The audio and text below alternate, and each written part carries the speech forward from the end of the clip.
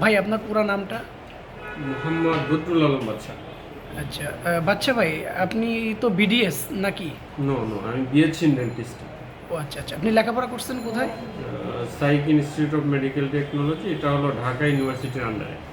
ও 4 আচ্ছা, বছরের কোর্স ছিল আমার। 4 বছরের কোর্স জি, করছেন না? 1 আচ্ছা। বছর ইন্টার্নি। ও আচ্ছা আচ্ছা। তো আপনাকে হাইকোর্টের রিট অনুযায়ী আপনারা কয়টা কাজ করতে পারেন এই বিষয়ে আপনার জানা আছে? এটা অ্যাকচুয়ালি এভাবে হাইকোর্ট থেকে যে আপনাকে 10টা বা এইটা সিরিয়াল বাই সিরিয়াল বলবে না, হ্যাঁ।